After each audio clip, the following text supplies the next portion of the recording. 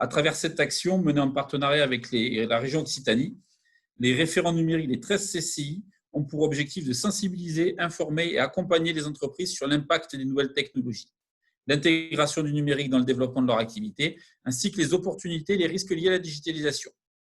Donc, si vous voulez de plus amples explications sur ce programme, n'hésitez pas à revenir vers moi. Je me ferai un plaisir d'en discuter avec vous. J'en profite aussi pour vous faire un petit point sur les prochains rendez-vous. Alors, vendredi prochain, de 11 à 12, il va y avoir un webinaire sur la cybersécurité et notamment sur le phishing. On va vous donner là des explications sur qu'est-ce que c'est. Donc, en fait, c'est quoi? C'est des emails frauduleux et qui cherchent à vous faire cliquer quelque part pour vous arnaquer. Ils sont de plus en plus sophistiqués. Et l'idée de ce webinaire, c'est vous aider à y voir plus clair, être plus vigilant et savoir comment vous en préserver.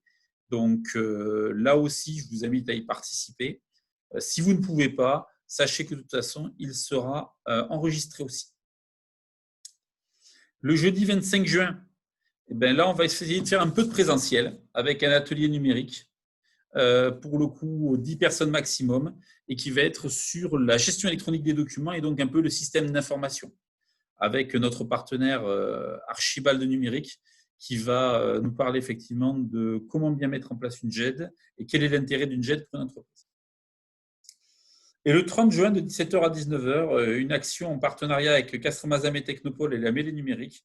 On va organiser un webinaire sur la transformation digitale, qui est le premier d'une série de 2, et qui sera sur le thème de « Et si la pérennité de votre entreprise tenait à sa transformation digitale ?» Tout un programme.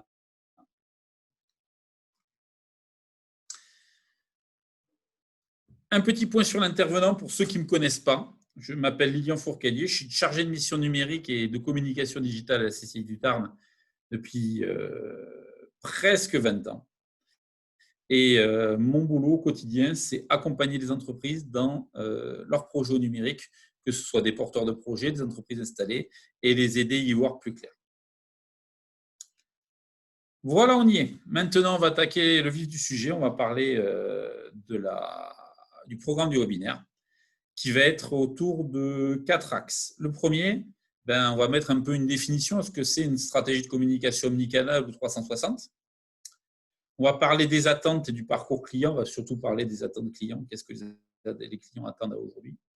On va parler des canaux numériques et physiques. On va plutôt parler des outils de communication numérique et physique. J'ai fait un large diaporama pour qu'on puisse en parler ensuite sur la phase de questions-réponses.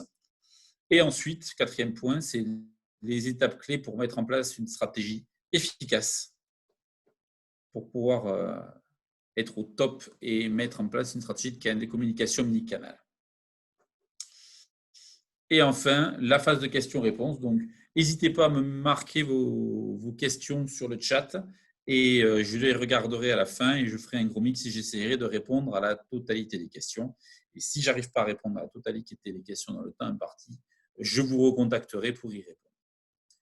Est-ce que ça vous convient ?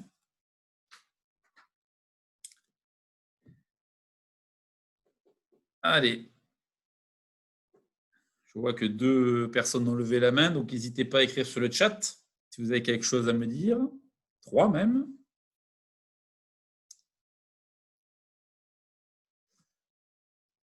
Donc, si vous voulez écrire sur le chat, c'est le bouton « Converser ».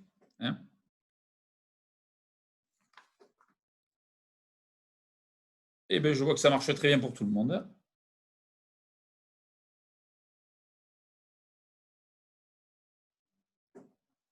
Donc, on va y aller gaiement.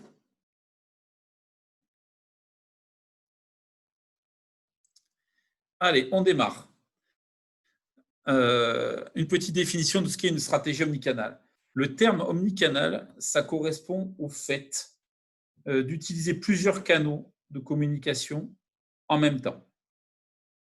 Par exemple, un client qui consulte la fiche produit d'un article sur son téléphone et en même temps peut être en point de vente. Ce n'est pas incompatible. L'omnicanal, ça permet de répondre aux attentes et aux comportements des consommateurs qui deviennent de plus en plus connectés et dépendants d'Internet. Et encore plus que connectés et dépendants, je dirais même qui deviennent de plus en plus exigeants. Donc, mais ça, on verra tout à l'heure dans les attentes clients sur la partie exigence, parce que vous verrez que finalement, avec le temps, ils le deviennent, mais de plus en plus. Alors maintenant, partons sur aussi une petite définition, c'est multicanal, cross-canal, omnicanal. Alors tout le monde en a entendu parler, tout le monde se dit, bon ben voilà, super, mais qu'est-ce que ça veut dire? Parce que ça reste très compliqué. Aujourd'hui, si on part de l'idée du multicanal, c'est une stratégie marketing combinant plusieurs canaux de sollicitation et de réponse consommateur. Mais qu'est-ce qu'on voit? On voit bien que ces canaux de communication, ils ne se croisent pas, ils ne travaillent pas ensemble. Et donc aujourd'hui, d'un côté, j'ai le magasin, d'un côté, j'ai Internet, d'un côté, j'ai téléphone, mais ça ne permet pas de croiser ou de récupérer des attentes clients. Le cross-canal, lui, c'est une stratégie marketing qui permet aux différents canaux de distribution d'une entreprise de fonctionner ensemble plutôt que de se concurrencer.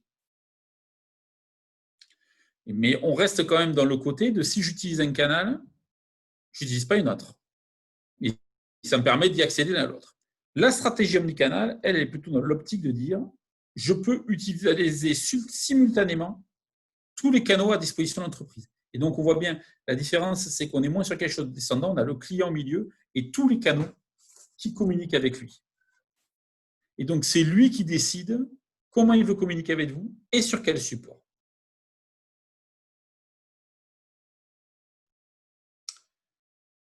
Une stratégie omnicanal se base sur 3 piliers, 3 éléments très, très importants.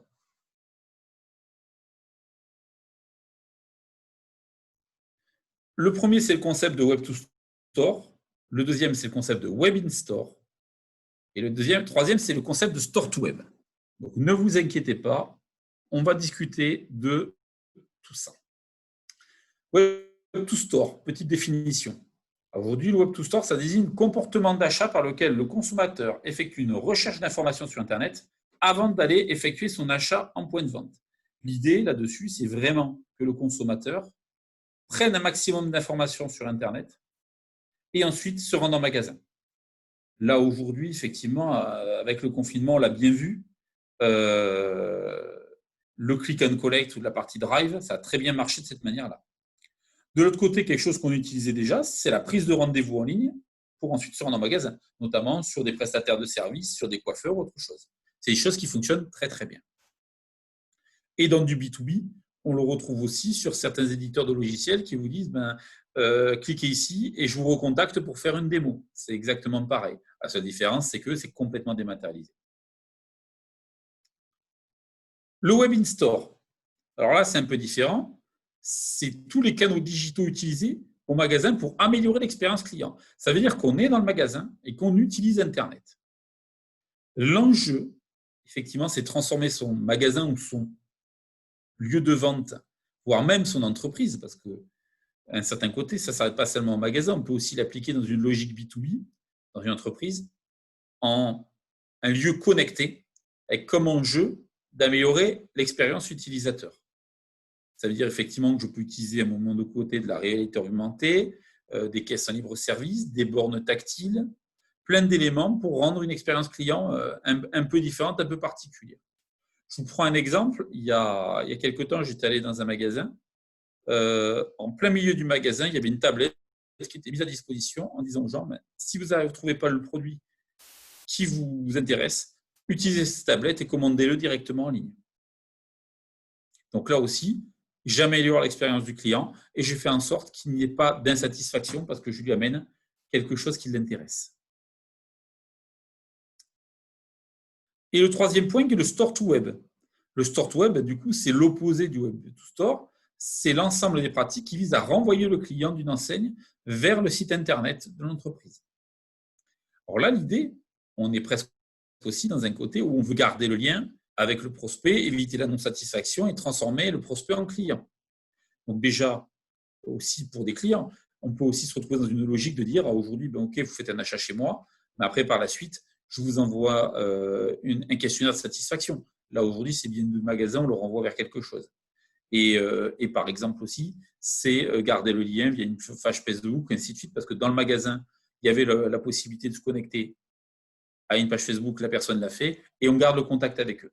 Donc, ça reste quelque chose aussi d'important. Et on voit bien que ces trois canaux, finalement, ne se concurrencient pas, ne se concurrencent pas, pardon, mais sont plutôt en totale symbiose, parce qu'on peut les utiliser les uns et les autres à plusieurs moments du parcours d'achat de la personne ou du prospect. Une autre notion qui va avec ça, dont on entend beaucoup parler, c'est le figital. Le figital, c'est un terme qui est issu de la contraction entre physique et digital. Ça désigne le fait de mettre en place des services digitaux dans des points de vente physiques, ainsi de suite. Donc, on revient sur cette histoire de Web in Store, finalement, où l'idée du figital, c'est toujours amener une expérience client bien meilleure, et ensuite, avec le digital, avoir de l'interaction en ligne. Donc là aussi, on est complètement dans ce schéma-là de Web in-store. Et qui reste, à mon sens, très, très, très, très intéressant. Parce qu'on peut très bien imaginer quelque chose de très performant aussi sur un showroom en B2B. Ce n'est pas incompatible, voire même dans un forum, dans un salon. On peut arriver à des choses qui peuvent être très pertinentes. Ça, c'est un schéma que j'affectionne particulièrement parce qu'en fait, il montre bien qu'à aujourd'hui, on peut avoir une stratégie omnicanale, une stratégie très centrée utilisateur et toujours avoir du physique qui ramène sur de l'Internet. On le voit bien, là, on parle d'opérations d'événements ou de liens externes. C'est vraiment ce côté-là qui ramène vers l'utilisateur final. Et surtout vers le site Internet qui est finalement le vaisseau amiral d'une stratégie omnicanale aujourd'hui. Si on reprend les grandes marques aujourd'hui, qu'est-ce qu'elles font? Quand elles font une opération aujourd'hui événementielle, ainsi de suite, à chaque fois, on essaye de vous renvoyer vers le site Internet. Alors là, je vois quelque chose qui est très intéressant sur une abréviation que je vais beaucoup utiliser, c'est B2B ou B2C. Alors, B2B, c'est business to business, c'est-à-dire de professionnel à professionnel. Et B2C, c'est business to consumer, c'est-à-dire en gros, à destination du grand public. Donc, B2B, on est dans un monde pro, de professionnel à professionnel, et B2C, de professionnel à particulier. Voilà. Comme ça vous permet effectivement de vous positionner par rapport à ça. C'est vrai que j'aurais dû faire l'explication un peu avant. Et comme par exemple, je reviens sur ces exemples-là, sur une campagne média, on voit de plus en plus effectivement des sites internet marchands communiquer sur un média radio. Aujourd'hui, ils font de la pub radio, sachant qu'ils sont persuadés qu'à la fin, ça leur ramènera bien du flux sur le site internet. Ou alors beaucoup dans la publicité écran, télévision, où le dernier écran que vous voyez de la publicité, c'est un numéro de site internet. C'est cette idée de se dire qu'aujourd'hui, les entreprises renvoient toujours vers leur univers de marque. Et l'univers de marque, c'est le site Internet. Alors, pourquoi finalement mettre en place une stratégie omnicanale? Le premier point, sans doute le plus important, c'est améliorer l'expérience client en fluidifiant le parcours d'achat. On va le voir dans les exigences et les attentes des clients. Aujourd'hui, ils attendent quoi? Ils attendent une super expérience client. Ils attendent d'être bluffés. Ils attendent d'avoir un truc qui fonctionne super bien. Et aujourd'hui, ça fait partie des éléments de la satisfaction dans la relation client, qu'elle soit entre professionnels ou avec des particuliers. Le deuxième point qui va avec, c'est enrichir la relation client en offrant plus de personnalisation et d'interaction. Troisième point, c'est gagner en visibilité. Là, c'est tout simplement sur une partie acquisition ou fidélisation, c'est être plus visible, ce qui me semble plus important.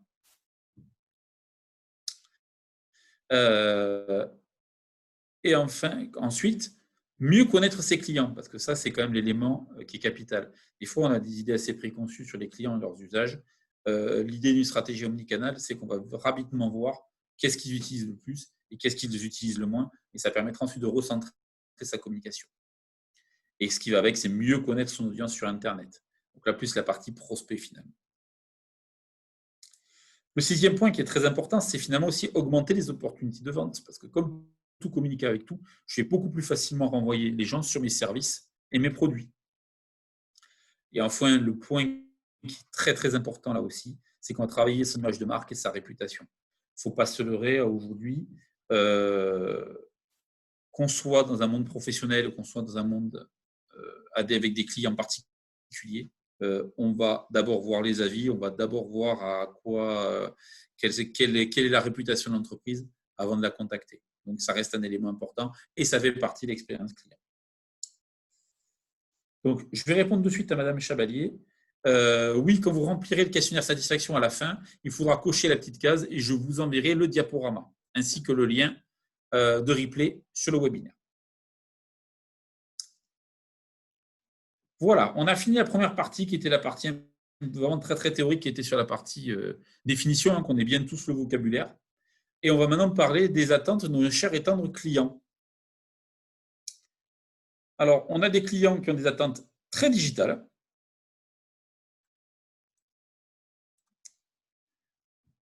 Et qui s'attendent à trop. Et ce qui est intéressant, c'est cette étude de Salesforce qui dit que voilà, 52% des clients s'attendent à trouver ce qu'ils ont besoin de la part d'une entreprise en moins de 3 clics. OK ?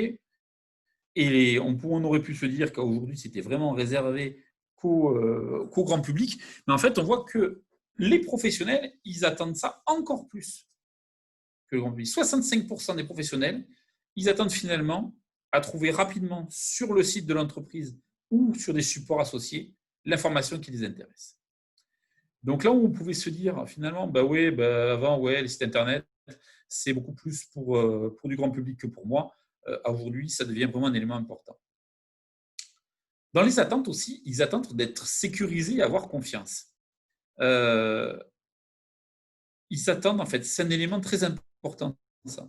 C'est que finalement, ils attendent que vous les sécurisiez et qu'ils se disent oui, je peux acheter sur ce site marchand, j'ai pas peur et tout va bien. Ou je peux contacter ce professionnel parce que c'est vraiment lui dont j'ai besoin à ce moment-là. Donc c'est vraiment cette notion de dire aujourd'hui, vous inquiétez pas, je suis l'entreprise de la situation. Ils attendent, comme on l'a dit, effectivement, avoir une relation personnalisée et une expérience client unique. Ils attendent que ce qui va se passer chez vous ne se passe pas pareil chez les autres. De plus en plus aussi, c'est un élément, et je pense que la période du Covid a sans doute augmenté cela, c'est de partager des valeurs communes. Et notamment, on retrouve ça de plus en plus au niveau du B2B, donc du professionnel à professionnel. De plus en plus d'entreprises cherchent à travailler des entreprises qui ont des valeurs communes, sur lesquelles il y a une vraie osmose. Le problème, c'est qu'il faut bien que vous ayez communiqué sur ces valeurs pour que les gens sachent que c'est bien celles-là qui sont les vôtres. Le quatrième point qui va en gêner quelques-uns, mais qui est une réalité, c'est que les gens s'attendent aussi à se débrouiller seuls. C'est finalement, ils veulent arriver de suite à l'information sans qu'il y ait d'interaction, sans qu'ils soient obligés de remplir un formulaire ou quoi que ce soit. Ils ne veulent pas perdre de temps, ils sont pressés. Ils veulent choisir le canal de communication qui leur correspond le mieux. Et c'est en ça qu'une stratégie omnicanale reste très très pertinente. Le point qu'ils attendent aussi, c'est un service client très performant. Et c'est là où il y a un premier point de vigilance que je vous donne, c'est qu'aujourd'hui, déjà quand ils vous envoyaient un mail, ils s'attendaient à ce que vous répondiez presque de suite à leurs exigences. Mais là, on se rend compte de quoi? C'est que de plus en plus, ils utilisent le support qu'ils veulent. Nous, on l'a vu avec la CCI, c'est qu'aujourd'hui, de plus en plus de gens nous contactent sur la page Facebook parce qu'ils veulent une information, au lieu de nous téléphoner ou nous envoyer un mail. Et sur une page Facebook, mais ils attendent à ce que la réponse arrive de suite, peu importe l'heure du jour ou de la nuit. Donc, ça oblige d'avoir une organisation, ça oblige de mettre des choses en place assez performantes pour répondre à ça. Et aussi à informer les clients de quand vous êtes disponible pour le faire. N'oubliez pas qu'un client à qui on a expliqué quelque chose, il dit « Ok, je connaissais les règles ». Quelqu'un à qui on n'a pas expliqué les choses et sur lesquelles on n'a pas mis de règles, il dit « C'est pas grave, c'est open bar ». L'autre point aussi, on en parlera tout à l'heure, c'est d'avoir une offre simple et efficace. Les gens s'attendent à ce que tout soit simple, même si c'est très compliqué, que de prime abord pour eux, ça soit simple. et que les premières informations qu'ils puissent récolter se fassent le plus simplement possible. Un point aussi qui va avec le côté expérience client, c'est de passer de bons moments. Parce que ce n'est pas parce qu'on est dans un monde professionnel qu'on doit être dans un schéma où tout est austère. On peut être dans un monde professionnel et avoir quelque chose d'assez ludique. Et enfin, le dernier point, bien entendu, qui est exprimer son avis. Les gens veulent à tout prix exprimer leur avis. Parce que, en général, c'est souvent quand tout va mal qu'ils veulent exprimer leur avis. Mais aussi, il faut essayer de les capter quand tout va bien pour qu'ils puissent dire des choses qui restent pertinentes. Beaucoup de points communs dans les attentes entre B2B, donc professionnel à professionnel, et B2C, business to consumer. Il y a 4 points sur lesquels ils se rejoignent. Le premier, c'est la satisfaction client. Ils attendent à être satisfaits de la prestation et sont de plus en plus exigeants dessus. C'est des valeurs qui sont communes de marché. L'autre côté, c'est de capter les clients par le même levier, la considération et l'émotion. On revient sur la notion de considération, sur la notion de réputation, de sécurité, et l'émotion qui sera plutôt autour du partage de valeurs et des bons moments. On le voit, 71% des clients professionnels attendent de plus en plus des expériences de type B2C. C'est normal. C'est normal parce qu'aujourd'hui, n'oubliez pas que derrière un professionnel, il y a un consommateur. Et ces consommateurs sont habitués à ça dans leur quotidien. Donc, des fois, ils ont du mal à comprendre que dans une relation de professionnel à professionnel, ils n'aient pas la même prestation. Donc, on se rend compte que finalement, la différence entre le monde professionnel et le monde de grand public, elle est mince comme du papier à cigarette. Parce qu'aujourd'hui, ils ont la même attente au niveau des expériences. Et je pense même que dans le monde professionnel, ils sont plus exigeants.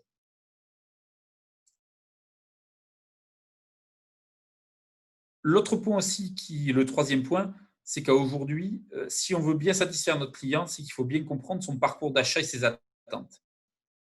Déjà, l'acheteur en B2B, c'est-à-dire en professionnel, mène seul entre 65 et 90% de sa réflexion d'achat.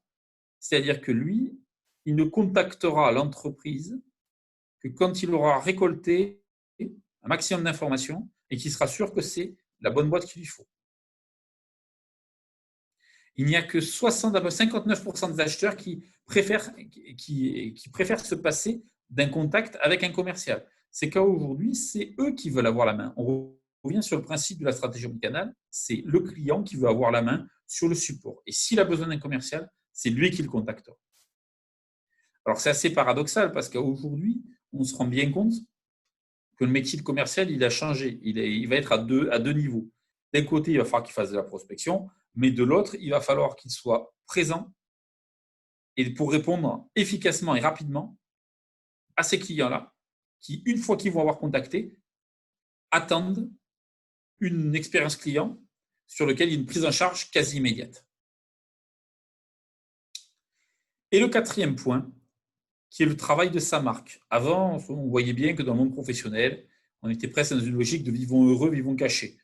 Là, maintenant, ça a complètement changé et au contraire, il faut se montrer. Et donc, on retrouve plein de stratégies qu'il y avait dans le grand public qui sont en train de se mettre en place. La notion de storytelling de marque, c'est-à-dire en gros de raconter une histoire autour de la marque, raconter ses fameuses valeurs et ainsi de suite, des stratégies de contenu sur les réseaux sociaux, la fameuse notion de marque employeur, parce que finalement, les entreprises se retrouvent à devoir séduire leurs futurs collaborateurs en mettant en place une marque employeur et du coup une présence sur les réseaux sociaux de plus en plus forte. Moi, je l'ai vu pendant mes accompagnements, notamment sur des entreprises qui ont des marchés industriels professionnels. Ils avaient beaucoup de doutes sur l'usage des réseaux sociaux parce qu'ils se sont dit oui, non, mais moi, je suis pas, ma cible, c'est pas le grand public. Et finalement, ils se rendent compte que leurs clients et leurs prospects y sont. Et ça a complètement changé leur manière de voir les choses. On continue avec quelques chiffres clés, histoire qu'on se remette un peu dans le contexte. En 2020, la France a à peu près 65 millions d'habitants. Le paradoxe français veut qu'il y ait 65,53 millions de lignes téléphoniques mobiles, C'est-à-dire qu'aujourd'hui, on est un des pays où il y a plus de lignes téléphoniques ouvertes que d'habitants. Alors, ça s'explique comment? Ça s'explique que pour certains d'entre nous, aujourd'hui, il y a une ligne téléphonique privée mobile et une ligne professionnelle. Au niveau d'utilisateurs d'Internet, plus de 58 millions d'utilisateurs d'Internet, c'est-à-dire on a un taux de pénétration d'Internet dans la population qui est de l'ordre de 89%. Donc, honnêtement, pour ceux qui se posaient la question existentielle de se dire est-ce que mes clients sont sur Internet, aujourd'hui, 9 clients sur 10 sont sur Internet, 9 prospects sur 10 sont sur Internet. Donc oui, le canal est à utiliser très clairement. Et après, sur ces 58 millions d'utilisateurs, on voit bien qu'il y a 39 millions qui sont présents sur les médias sociaux. Donc là aussi, ça reste quand même des chiffres très intéressants, d'un taux de pénétration de 60%. Et ne vous y trompez pas, il n'y a pas que des jeunes de moins de 30 ans qui sont présents sur les réseaux sociaux. On va retrouver à peu près tous les âges en fonction des réseaux sociaux. Donc, ce qui va faire qu'aujourd'hui, la stratégie qu'on va mettre en place sur les réseaux sociaux va se faire beaucoup en fonction de sa cible pour savoir quel support on va utiliser. Un des points les plus importants pour comprendre le consommateur, c'est cet acronyme. On dit de plus en plus que le client, il est SOLOMO. Il est social, local, mobile. Social, ça veut dire qu'il est présent sur les réseaux sociaux. Local, c'est qu'il attend d'avoir une offre géolocalisée. S'il tape pizzeria, admettons, sur son smartphone, il attend à avoir une pizzeria qui est à proximité de là où il est et pas une pizzeria qui est à Paris. Donc, il attend quelque chose de très géolocalisé sur la réponse. Et bien sûr, la mobilité, parce qu'on voit bien que de plus en plus, les gens utilisent leur smartphone pour l'utilisation d'Internet. Donc, ça veut dire qu'aujourd'hui, c'est le trio magique, réseaux sociaux, mobilité et géolocalisation. Pour information, si on prend un média comme Facebook, près de 90% de son utilisation se fait via des mobiles. De ce fait, il faut considérer le mobile et le smartphone comme le vecteur central de l'expérience client. Parce qu'il y a ce qu'il y a de très intéressant dans un smartphone, c'est qu'aujourd'hui, on le trimballe tout le temps avec soi. Ça veut dire qu'aujourd'hui, c'est un produit qui est entre l'intime et le professionnel et qu'il nous suit tout le temps. Aujourd'hui, nos mails, on les consulte sur smartphone, on consulte tout sur smartphone. Et donc, si les gens ont une expérience avec Internet, mais qui n'est pas compatible au smartphone, ça ne marche plus, ça ne marche pas. Autre tendance qui existe là depuis un certain temps, c'est le repos. Alors, le repos, c'est l'acronyme pour dire Research Online, Purchase Offline. C'est un comportement consommateur qui a émergé il y a quelques années avec l'avènement de l'achat sur Internet.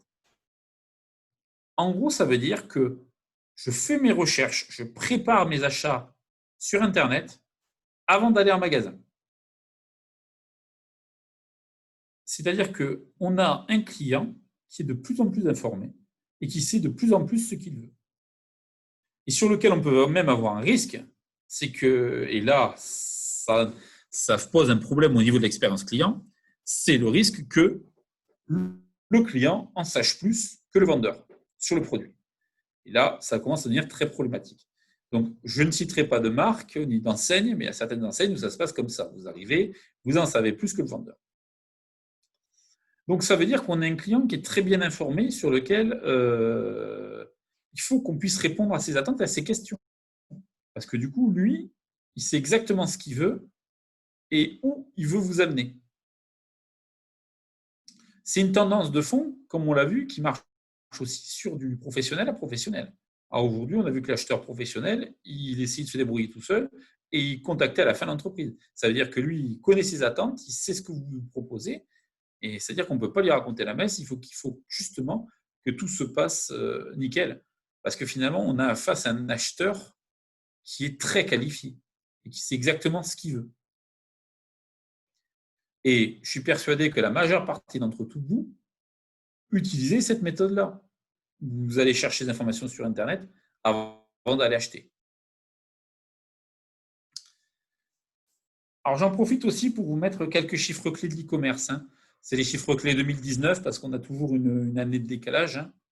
Mais à aujourd'hui, effectivement, 2018, chiffre clé de décalage, on a toujours plus d'un an de décalage, excusez-moi.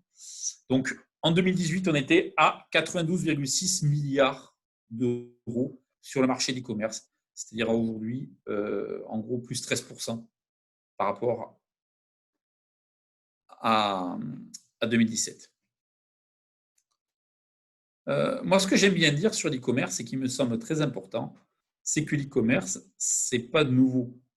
Finalement, l'e-commerce est venu remplacer un canal qui était déjà existant, qui était la vente à distance. Pendant de nombreuses années avant Internet, on faisait de la vente à distance.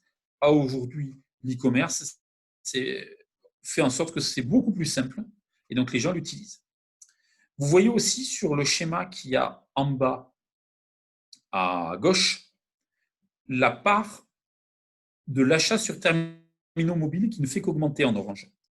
En 2014, ça représentait que 8% des achats. À aujourd'hui, en 2018, on est à 22% des achats. Donc, on voit bien là encore une fois que le mobile est devenu primordial dans l'expérience client. Donc, on a effectivement à peu près 39 millions d'utilisateurs français qui achètent sur Internet, c'est-à-dire à peu près 88% des internautes. Et on a près de 13 et 14 millions d'utilisateurs qui ont déjà fait un achat via leur mobile. Après, si on regarde effectivement ensuite les parts des acheteurs par cible d'internautes, écoutez, c'est vrai qu'on voit que la cible des 24-49 ans sont des très gros consommateurs, mais on reste quand même sur des taux qui sont assez énormes. Parce qu'on voit bien que les gens, il n'y a pas un taux qui est en dessous de 84%. C'est-à-dire qu'il y a 84% des acheteurs qui sont présents là-dessus. On voit aussi la cible des CSP+, donc des catégories socio-professionnelles supérieures, qui sont des gros consommateurs d'Internet. Enfin, de l'e-commerce, pardon. À aujourd'hui, malgré tout, malgré ces chiffres mirobolants, l'e-commerce ne représente que 9,1% du commerce de détail. Et sachez que dans l'e-commerce, on met automatiquement les produits touristiques. C'est-à-dire que quand on calcule tout ça, on calcule aussi le fait qu'il y ait toutes les notions d'achat de billets, d'avions et ainsi de suite qui soient dedans. C'est pour ça qu'effectivement la part touristique pèse plus de 44% dans les parts de marché de l'e-commerce. Et après, bien sûr, on retrouve les produits culturels, qu'ils soient physiques ou dématérialisés. Là aussi, le MP3 ou d'autres choses, ou même des films, on a complètement dématérialisé un flux et aujourd'hui ne peut s'acheter que via Internet. Point très important aussi, c'est que le marché de l'e-commerce en France, il est hyper mature. On est aujourd'hui, derrière le Royaume-Uni, le deuxième pays en Europe sur le marché. Et quand on voit les pays qu'il y a derrière, ils sont encore loin. Bien qu'il y ait l'Allemagne normalement qui est forte aussi, mais l'Allemagne est encore très présente aussi sur la vente à distance classique, la VAD.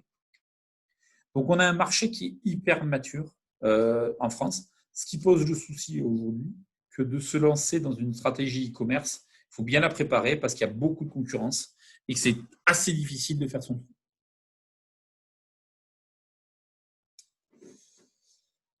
Maintenant qu'on a parlé des attentes clients, on va peu parler du parcours client. Le parcours client, c'est donc l'ensemble des étapes réelles ou probables par lesquelles passe un client tout au long de sa relation avec une marque. Alors, réel ou probable, parce que des fois, on se dit, tiens, le client va faire ça, et au final, il ne le fait pas. Donc ça, c'est vrai. C'est vrai que c'est toujours gênant, parce qu'on a prévu qu'il passe à cette étape-là, mais c'est lui qui décide.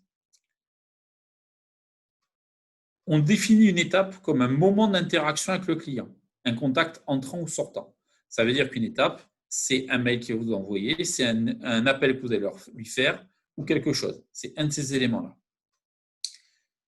Les 6 règles d'or pour scénariser un parcours client. Déjà, c'est définir le périmètre.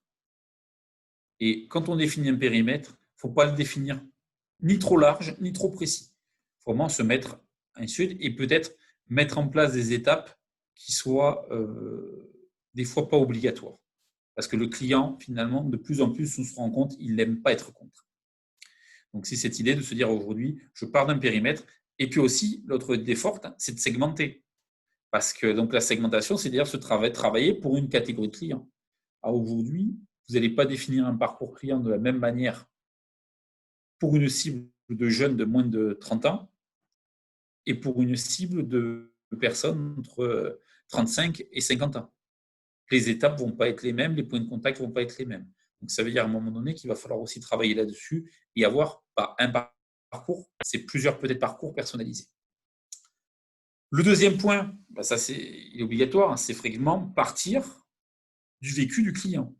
C'est-à-dire, c'est d'abord demander au client ce qu'il attend et comment s'est passée son expérience pour bâtir un parcours et pas justement partir sur de grandes théories ou finalement qui ne sont pas en corrélation avec ce qu'il attend. Le troisième point, un parcours client, c'est un mode projet au sein de l'entreprise. Donc, faut essayer de travailler de manière très collaborative parce qu'on se rend bien compte que dans l'expérience client que le client attend, tous les corps de métier de l'entreprise sont susceptibles d'intervenir, que ce soit le commercial, la gestion des commandes, la comptabilité et le service après-vente. Tout le monde fait partie de l'expérience client. Le quatrième point qui paraît évident, mais des fois on le perd parce qu'on a la tête dans le guidon, c'est se mettre à la place du client et se dire est-ce que ce que je propose, est-ce que la prestation qui est là, est-ce que c'est bien, est-ce que je lui ai suffisamment simplifié la vie, est-ce que je lui amène le bon service. Des fois, il faut se remettre en cause et se poser les bonnes questions pour justement faire en sorte que ça se passe bien. Le cinquième point, effectivement, c'est simplifier le parcours. Je pense que les gens ont besoin, et on l'a vu tout à l'heure, de quelque chose de simple. Il faut aller des fois à l'essentiel, pas trop se poser de questions, et que justement, le client ne doit pas se poser de questions. Il faut qu'il se laisse guider, parce que s'il ne se pose pas de questions, c'est que vous allez tout gagner. S'il commence à s'en poser, c'est pas bon. Et bien sûr, le sixième point, c'est analyser, améliorer. Parce que malheureusement, j'ai une très mauvaise nouvelle à vous annoncer. On est dans ce qu'on appelle une boucle d'amélioration continue. C'est-à-dire que le parcours client qu'on pense à aujourd'hui, avec les étapes qu'on pense à aujourd'hui, il est valable un certain temps. Demain, il ne sera plus valable parce que les attentes clients vont changer. On se retrouve un peu dans un jeu du gendarme et du voleur. Et le voleur a toujours un cran d'avance sur le gendarme. Et des fois, nous, les entreprises, on se retrouve dans un schéma où on doit courir après les attentes clients.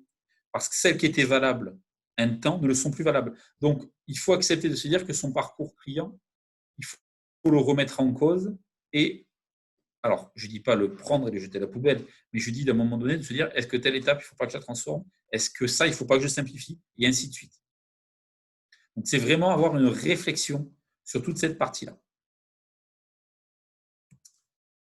Une petite définition aussi qui ne va pas faire de mal, c'est finalement qu'est-ce que c'est l'expérience client. Alors, l'expérience client, c'est simple, ça désigne l'ensemble des émotions et sentiments ressentis par un client avant, pendant et après l'achat d'un produit ou service. Alors, c'est important parce que c'est assez subjectif finalement. C'est ce qu'a ressenti le client. Des fois, ce n'est pas automatiquement en rapport avec l'efficacité. Donc, à aujourd'hui, c'est super important. Je vous prends un exemple tout bête. Je vous prends l'exemple d'Amazon. Ce n'est pas le meilleur exemple de la création. Mais aujourd'hui, Amazon, il vous dit, vous serez livré dans 4 jours. Il dit, bon, ok, je fais ma commande, je suis livré dans 4 jours. Et finalement, vous êtes livré le lendemain matin. Vous êtes automatiquement satisfait parce qu'on vous a annoncé des délais et finalement, vous avez la bonne surprise dans votre expérience client de savoir que finalement, vous serez livré plus tôt. Donc, c'est tout ce côté-là, tous ces côtés un peu magie de faire que ça se passe bien qui va travailler sur l'expérience client. Donc, surtout, il y a un point qui rentre en ligne de compte dans l'expérience client. Ne mentez jamais à votre client. Ne leur dites pas un truc pour leur faire plaisir. Dites-leur toujours la vérité. Si je reprends l'exemple de la livraison, si vous n'êtes pas capable de livrer en 2 jours, dites-lui que vous livrez en 3 ou 4. Il n'y aura pas d'insatisfaction. Surtout, évitez l'insatisfaction. Alors, quel est le risque d'avoir une mauvaise expérience client? Il y a 4 points. Le premier, effectivement, on va détériorer l'image de l'entreprise. Le deuxième, on va manquer des opportunités de vente, de contact, de prospects. Le troisième, on va perdre des clients automatiquement parce qu'ils seront insatisfaits, ils iront voir la concurrence. Et bien sûr, de l'autre côté, sur la partie réputation, on va générer de l'insatisfaction et donc des avis négatifs. Donc, c'est quelque chose qui reste important. Et de toute façon, l'expérience client, ça reste de l'ordre de la relation client, chose que déjà de nombreux d'entre vous font. Un petit zoom très rapide sur l'offre. Face à un client exigeant et intransigeant, bon, j'exagère avec l'intransigeant, mais des fois ils le sont, votre offre, elle doit être simple, compréhensible par tous et visuelle. J'ai mis entre guillemets sexy, parce que c'est le mot qu'on utilise de plus en plus sur les visuels. Ça veut dire qu'aujourd'hui, presque, entre le visuel, le grand titre et un ou deux éléments, je dois globalement comprendre ce que vous me voulez et ce que vous me proposez. Donc, c'est-à-dire faire de moins en moins d'écrits ou les mettre dans un deuxième rideau. C'est peut-être ça aussi l'intérêt, c'est peut-être faire une offre simple au démarrage et après se dire, si vous voulez en savoir plus, tenez, il y a tous ces éléments-là que vous pouvez consulter et pas les mettre au départ. C'est une offre qui est donc aussi facilement accessible, parce que ça, c'est un élément important. Hein. C'est ce côté où finalement, je vais y accéder facilement et sur le média que je veux. Donc là aussi, c'est important et ça a du sens. C'est aussi un produit, une offre qui a forte valeur ajoutée, parce que ce qu'attendent les clients de plus en plus, ce n'est pas une simple offre, un simple produit. Ils attendent tout un univers et tout un service qui va aller autour du produit. Le quatrième point, on en parlait tout à l'heure, c'est être en phase avec les valeurs du client, dans le sens où, effectivement, on a ces valeurs en commun. Cette notion de se dire, oui, je vais acheter là parce que j'ai confiance en eux, parce qu'il y a telle valeur, parce que ci, parce que ça. C'est une offre qui se veut rassurante aussi. Et souvent, quand elle est simple, elle est rassurante parce qu'on sait exactement ce qu'il y a à l'intérieur. C'est une offre aussi qui est au bon prix. Alors, le bon prix, pour moi, ce n'est pas automatiquement le prix qui est le plus bas. À un moment donné, ne bradez jamais vos produits. Vendez-le au bon prix, au prix où vous faites de la marge et vous gagnez votre vie, et pas au prix où vous voudrez le client, parce que le client, s'il peut l'avoir gratuit, il l'aura. Donc aujourd'hui, il faut l'éduquer, lui dire qu'effectivement, vous êtes au bon prix. Il attend bien sûr une offre unique qu'il ne va pas retrouver ailleurs, et comme je le disais tout à l'heure, une offre sans fausse promesse. Surtout, ne promettez rien que vous ne soyez pas capable de faire. C'est le plus important. Si vous ne savez pas le faire, ne le promettez pas, même pour en faire un argument de vente.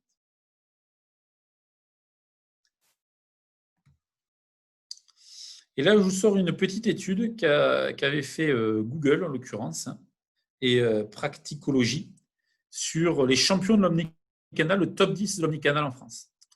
Et moi, je la trouve intéressante parce que finalement, on est assez surpris pour savoir qui est-ce qui est en tête.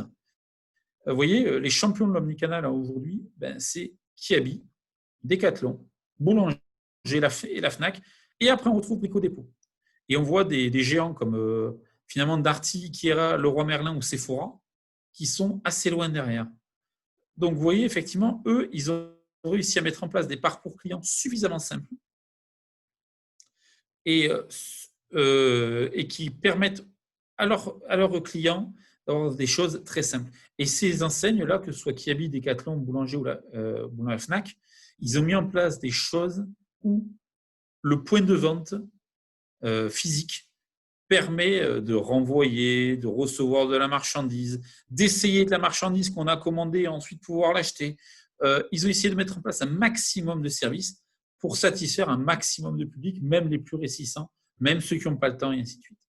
Et c'est pour ça qu'ils en sont très, très bien sortis. Après, malheureusement, on voit que sur beaucoup d'enseignes, il y a pas mal d'enseignes qui sont dans le textile, et on sait qu'aujourd'hui, le textile a pris très, très cher avec la crise du Covid. Voilà, maintenant nous attaquons la troisième partie, qui est la partie où on va un peu parler des canaux et et finalement un peu plus de tout ce qui est les produits. Dans la source de produits, c'est en fait les produits de communication que vous allez pouvoir utiliser. Donc là, on va en voir plein et je vais vous donner quelques astuces à chaque fois sur chacun d'entre eux pour que vous vous rendiez compte un peu de ce qui peut être utilisé à ce moment-là. Allez, pas d'autres questions, on y va. Déjà, un petit point sur aussi deux autres définitions stratégiques très importantes. Sur l'acquisition et la fidélisation client. L'acquisition client, on est sur une stratégie, entre guillemets, offensive. La base de la stratégie d'acquisition, c'est attirer des clients vers votre entreprise pour qu'ils achètent vos produits ou qu'ils génèrent un prospect et ainsi de suite. Donc, en fait, là, on va aller chercher des clients. La deuxième point, c'est la fidélisation, qui est une stratégie, elle, qui s'inscrit dans le temps. La fidélisation vise à garder vos clients actuels et les faire revenir régulièrement vers vous ou vos canaux de communication. Très souvent, les entreprises ne travaillent pas assez leur fichier de clients déjà existants et cherchent à faire de l'acquisition plutôt qu'à remettre un client déjà existant dans la génération d'achat. Et en plus, il y a une stat qui tue. C'est une stat qui dit qu'aujourd'hui, un client, en fonction des marchés, il coûte à fidéliser 6 à 8 fois moins cher qu'à recruter. Alors, ça veut dire quoi? Ça veut dire qu'aujourd'hui, les coûts d'acquisition client deviennent de plus en plus élevés parce que tout le monde se base sur ce marché. Et finalement, ce qui coûte le moins cher, qui est de fidéliser ses clients, les rappeler, ils vous connaissent déjà, ainsi de suite, on l'utilise moins et pourtant, ça coûte beaucoup moins d'argent et ça demande à mettre beaucoup moins de choses en place. Donc, une bonne stratégie omnicanal, c'est aussi une stratégie qui arrive à allier acquisition et fidélisation. Parce qu'on ne peut pas faire que de la fidélisation d'un côté et on ne peut pas faire que de l'acquisition de l'autre. Parce que si on fait que de l'acquisition de l'autre, on va automatiquement générer des problèmes d'insatisfaction chez les clients déjà existants et fidélisés. Et de l'autre côté, des clients fidélisés, on ne pourra pas remettre en place de manière assez régulière des nouveaux produits. Alors, premier vecteur, le print ou la communication papier. Je me rappelle, il y a quelques années en arrière, on disait oui, mais ça y est, le papier c'est mort, on va tout dématérialiser, et ainsi de suite. Alors, le print, ça désigne l'ensemble des supports imprimés utilisés en marketing. Catalogue, prospectus, mailing papier, et ainsi de suite. Pour avoir une bonne stratégie là-dessus, sur la communication papier, il y a un prérequis, mais qui est un prérequis qui est presque un prérequis de base d'expérience client, c'est avoir une identité graphique, c'est avoir un logo, des couleurs, ou ainsi de suite. Donc ça fait partie des premiers points qu'il faut mettre en place. C'est un canal qui n'est pas mort, bien au contraire, c'est un canal qui est en train de se mettre en place une vraie synergie entre papier et communication digitale. On le voit très nettement avec le retour de 3 éléments forts. Le premier, je ne sais pas si vous avez fait attention, mais il y a un grand retour de la carte de visite. Avant, on était sur des cartes de visite très imprimées à la va-vite, et ainsi de suite.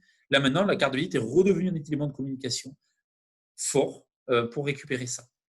Comme je vous l'ai écrit là, sur du print, sur une stratégie print, privilégiez toujours le qualitatif au quantitatif. Ça ne sert à rien d'imprimer des quantités énormes de prospectus. Il vaut mieux des bons prospectus, bien faits, sans coquilles, ou des bonnes cartes de visite bien faites sans coquilles, en relativement faible quantité qu'en énorme. Parce que souvent, pour plein de bonnes et mauvaises raisons, on en a imprimé plein, il va falloir en jeter plein, parce que l'offre n'est plus d'actualité, parce que l'interlocuteur a changé, parce que le mail a changé. Donc, réfléchissez aussi à la durée de vie. Le papier a automatiquement une durée de vie. Autre point aussi qui est très intéressant, c'est le catalogue papier. Aujourd'hui, de plus en plus de gens travaillent sur des stratégies omnicanales, justement, avec d'un côté un catalogue papier qui renvoie sur Internet, mais qui permet d'avoir une première base pour gens pour regarder les trucs. Et un dernier point qui est super intéressant, c'est le fait que le grand retour du courrier. Parce qu'avec la dématérialisation, on s'est rendu compte d'une chose, c'est qu'on reçoit de moins en moins de courrier. Et donc, du coup, Le courrier qu'on reçoit, avant, on le mettait systématiquement à la poubelle, on ne regardait même pas. Mais maintenant, on va ouvrir tous les courriers, bien les regarder. Donc là, il y a une vraie idée aussi à remettre là-dessus, c'est de se dire, à un moment donné, je faisais plus de mailing courrier parce que ça ne servait à rien. Là, il faut se remettre dans une logique de se dire, là maintenant, peut-être que les taux d'ouverture seront différents. Mais si je pars sur un mailing courrier, ça veut dire aussi que j'ai mis en place une stratégie derrière pour renvoyer les gens sur d'autres supports. Donc que je rende finalement ce papier interactif. On peut rendre le papier interactif en mettant les bons emails, les liens vers les médias sociaux, en mettant des codes de réalité augmentée, en mettant des QR codes. On peut le rendre très, très interactif. Et aujourd'hui, c'est cette idée qu'aujourd'hui, ne vous dites pas aujourd'hui, je suis sur du tout dématérialisé. Non, à un moment donné, face à un client, vous aurez automatiquement une carte visite à donner, une plaquette à donner ou quelque chose. Donc, il va bien falloir bien travailler cette communication. Et surtout, la qualité du papier ou la qualité de ce que vous allez mettre en place va donner quelque chose dans l'image de marque et va contribuer à l'expérience client. Autre point qui est de retour, c'est la communication par l'objet. Alors pareil, on s'était dit à un moment donné, c'est le gadget, c'est l'objet publicitaire. C'est un produit utile, universel et de bonne qualité qu'on offre à des clients, à des prospects dans le but de s'assurer la promotion d'un produit, d'un service. Là, aujourd'hui, je suis persuadé qu'une grosse partie d'entre nous, on n'a pas un stylo qu'on a acheté pour écrire, là, on a un stylo publicitaire. Parce que c'est un stylo qui écrit bien, qui est joli, qui ainsi de suite. Et on voit qu'aujourd'hui, le cadeau d'entreprise ou l'objet publicitaire, il y a 3 points qui fait qu'il est conservé. Le premier, c'est l'utilité. Qu'est-ce qu'il y a de plus utile qu'un stylo? On a toujours besoin. Le deuxième, c'est l'esthétisme ou l'originalité, parce qu'il y a le bon logo, parce qu'il est sympa, parce qu'il permet de faire des trucs. Et le troisième point, qui est un peu plus bas, on est qu'à 37%, c'est une raison affective. On revient sur cette notion de sentiment, c'est la notion de dire qu'aujourd'hui, je garde ce stylo parce que ça me rappelle un souvenir ou parce que l'expérience client était particulièrement bonne ou que je veux garder le lien avec l'entreprise. Si vous partez sur la logique de communication par l'objet, pensez toujours à un objet utile, quelque chose que les gens vont se servir au quotidien. Alors aujourd'hui, ça peut être un stylo, ça peut être un mug, ça peut être un sac. N'oubliez pas qu'avec le fait qu'on ne donne plus de sacs dans les magasins, le fait d'avoir un sac estampillé, un packaging estampillé, ça devient un outil publicitaire. Bien sûr, la clé USB.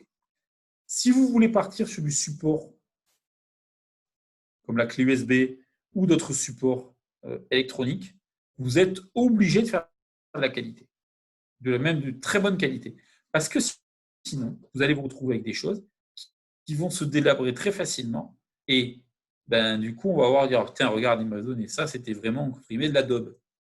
Donc, on le voit notamment sur les calculatrices, il y a eu plein de gadgets à un moment donné sur des objets publicitaires. Là aussi, sur des objets publicitaires, on reste dans la même logique que de le print si on veut que les gens le gardent, parce que ça contribue dans la relation dans le temps. On reste sur du qualitatif plutôt que du quantitatif. Donnez-en moins, mais donnez quelque chose de très qualifié. Là, les gens s'en rappelleront et il y aura la notion d'utilité, d'affectif qui jouera là-dessus. Et oui, un des points importants, un des premiers lieux sur lesquels la communication se met en place, c'est le point de vente. Alors, point de vente ou le local de l'entreprise. Parce qu'il ne faut pas oublier que c'est le seul canal de communication où on fait la promotion de ses produits, de ses services, sans que la concurrence vienne polluer le message. C'est-à-dire qu'on est dans son univers de marque, on est chez soi, et là, on peut mettre en place et faire la promotion de ses outils et de ses produits. La stat a dit 65% des Français apprécient les outils de publicité de communication en magasin. La communication en magasin ou en point de vente ou en entreprise, ça crée un lien affectif avec le consommateur et ça contribue automatiquement à l'expérience client. Et comme j'ai dit, il ne faut pas oublier que les locaux de l'entreprise est un des éléments essentiels de l'expérience client. Quand vous allez dans une entreprise, dans une relation de professionnel, c'est l'impression que ça va donner. Est-ce que c'est une entreprise qui est sérieuse? Est-ce qu'il y a des éléments d'affichage? Est-ce qu'elle a l'air moderne? Ainsi de suite. Ça va faire partie des choses que vous allez regarder et qui vont vous permettre de juger, oui, j'ai envie de travailler avec eux, ou quand même, c'est un peu old school, ça me fait un peu peur. Donc là aussi, le local de l'entreprise, c'est un outil de communication et qu'il faut savoir scénariser et utiliser.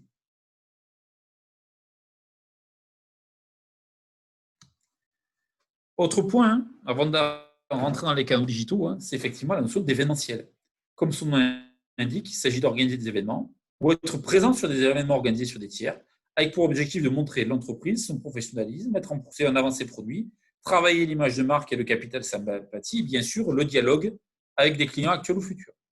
L'événementiel, c'est prendre la forme d'une soirée, d'un petit déjeuner, d'un salon, d'un webinaire.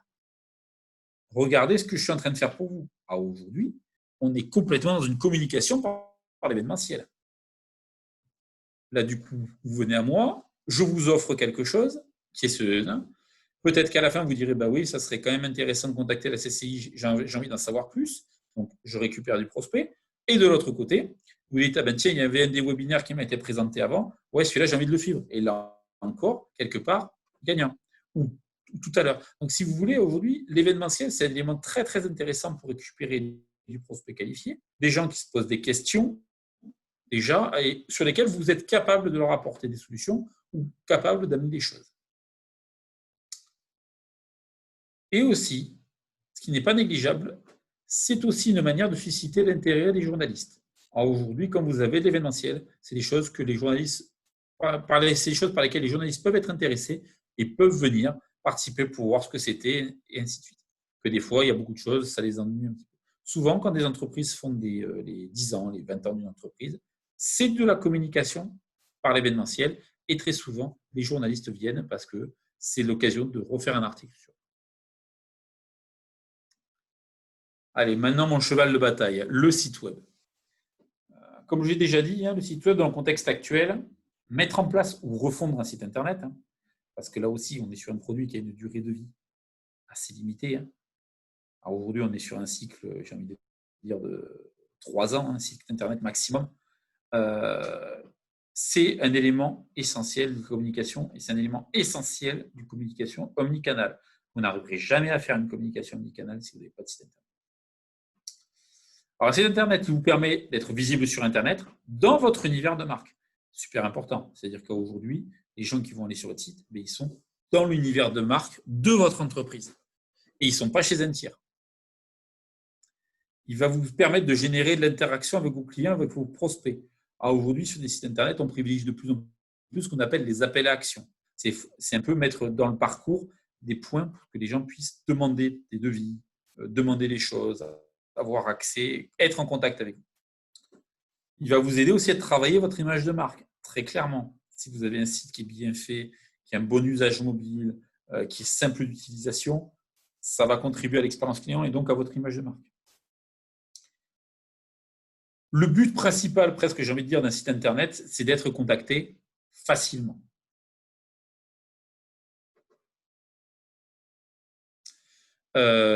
Facilement. Aujourd'hui, l'objectif, il est très clair. C'est que si vous mettez ça en place, un site Internet, c'est que vous voulez que ça vous génère du contact derrière, du lead, pour qu'ensuite vous puissiez rappeler, recontacter la personne. Donc, c'est une fenêtre de contact, c'est une fenêtre de dialogue. Je trouve plein de sites Internet encore aujourd'hui sur lesquels on retrouve difficilement le numéro de téléphone, on retrouve difficilement l'adresse email, on retrouve difficilement l'adresse. Donc, vous ne pouvez pas. Si vous avez un site Internet, c'est que vous mettez les coordonnées tout le temps et que les gens ne se posent pas de questions existentielles. Il faut que vous soyez contactable facilement. On revient au principe de la stratégie omnicanal. Je pars sur Internet, mais peut-être que je vais arriver ensuite derrière sur un contact téléphonique. Pas de problème. Et de plus en plus, effectivement, le site il doit être optimisé pour un usage mobile, donc ce qu'on appelle le mobile first. À tel point qu'aujourd'hui, même Google a décidé que l'indexation d'un site Internet démarra d'abord par sa version mobile avant sa version desktop. Donc desktop, bureau d'ordinateur classique. Ce qui est important à voir, même aujourd'hui, c'est simplifier la vie de l'utilisateur. Il y a une fonctionnalité qui est toute bête aujourd'hui. C'est se dire aujourd'hui, je prends un site Internet, je vais le voir. S'il y a le numéro de téléphone, je vais le voir à partir de mon mobile. Je clique sur le numéro de téléphone, ça appelle tout seul. C'est tout bête. Mais aujourd'hui, vous rendez service à votre client qui vous contacte, vous simplifiez le parcours client, vous simplifiez la notion de contact.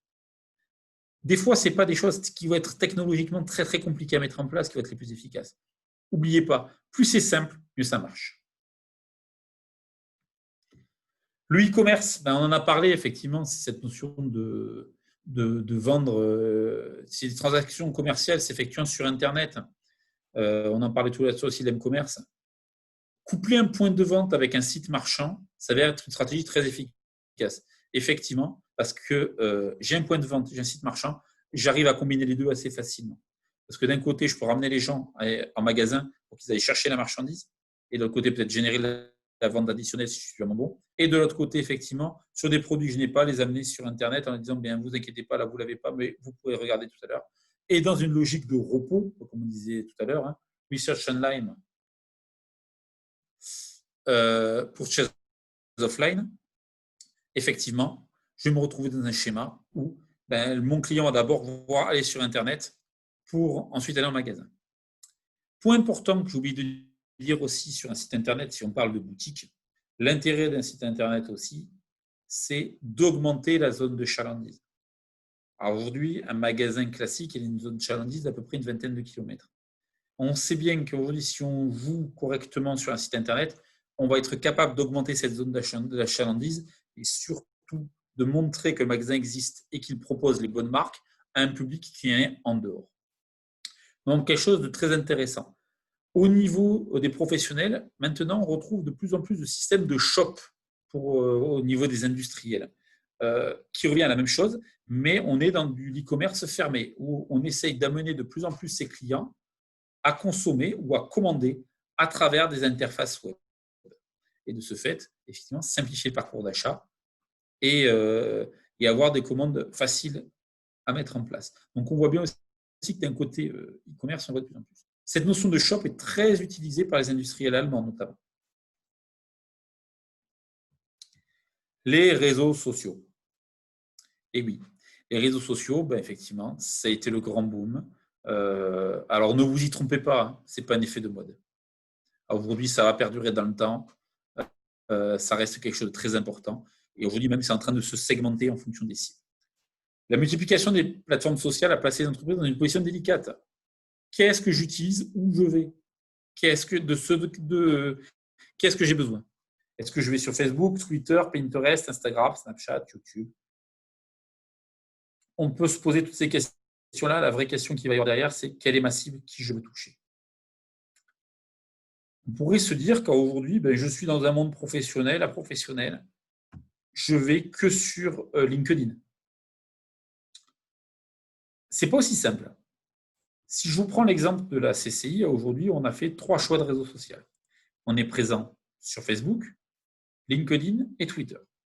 Twitter, on veut plutôt toucher les autres institutionnels, les gens qui font de la veille ou surtout la cible journalistique. LinkedIn, on va être plutôt sur une cible très industrielle, très service. Et Facebook, on va toucher effectivement ce qui va être plus commerçant et d'autres profils aussi qui vont être de services industriels. Aujourd'hui, pour nous, c'est très clair. Ce qui nous rapporte le plus de trafic, et pourtant on est dans une logique très professionnelle, c'est Facebook. Facebook génère 95% du trafic qu'on a vers le site Internet. Donc, ça aurait été une erreur majeure de notre part de dire Facebook, c'est pas pour nous, on n'a pas à y être. Et pourtant, on est dans une logique B2B. Donc ça, il faut vraiment le réfléchir en amont et pas avoir trop de préjugés là-dessus. Les réseaux sociaux, c'est un formidable outil de relation client pour les entreprises, qui favorise souvent plus la fidélisation que l'acquisition. Les réseaux sociaux, c'est idéal pour garder un contact avec un client. Parce que justement, il reste en contact avec les informations que vous allez lui envoyer, ainsi de suite, il peut réagir, il peut même revenir vers vous. On peut faire de l'acquisition, c'est un petit peu plus compliqué parce qu'on y va un peu plus à tâtons, mais ça reste avant tout un superbe outil de fidélisation. Là, il y a un mythe qui existe depuis longtemps, qui est le social selling, c'est-à-dire le fait de vendre par les réseaux sociaux. Ça fait des années que Facebook essaie de le faire. Et a priori, Facebook est en train peut-être de réussir son coup parce qu'il a mis en place, là, pendant le confinement, une plateforme de vente en ligne. Et s'il réussit, là où finalement les réseaux sociaux n'étaient qu'un relais vers le site marchand, les réseaux sociaux vont pouvoir être un endroit où on va pouvoir vendre directement à des clients. Et ça semble particulièrement intéressant. Après,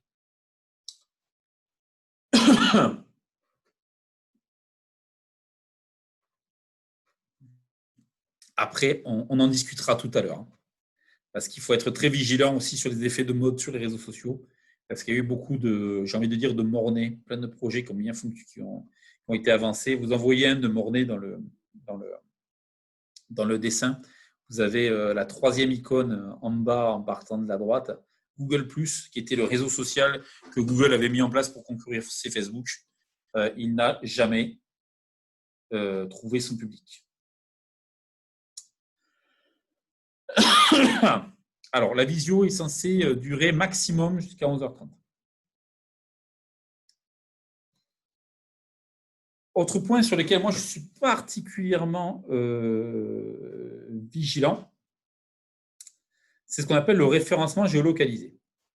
Si on se remet dans la logique de Solomon, à aujourd'hui, où mon client est social, local et mobile, à un moment donné, il va taper une requête qui est automatiquement géolocalisée là où il est. Donc, ça veut dire que les entreprises qui ont besoin de ramener du monde en magasin ou d'être visibles à ce moment-là, il faut vraiment qu'elles travaillent sur cette logique de géolocalisation. Et le premier outil de géolocalisation qui est à utiliser pour n'importe quelle entreprise, c'est Google My Business. Et aujourd'hui, c'est un produit qui est très, très mal utilisé. Parce que c'est un produit qui est en train de bouger, qui est en train de fonctionner, de se mettre en place de manière très intéressante et qui peut générer du trafic très qualifié pour les entreprises. Avec des stats très simples. C'est un produit très simple à utiliser, mais qui est assez complet.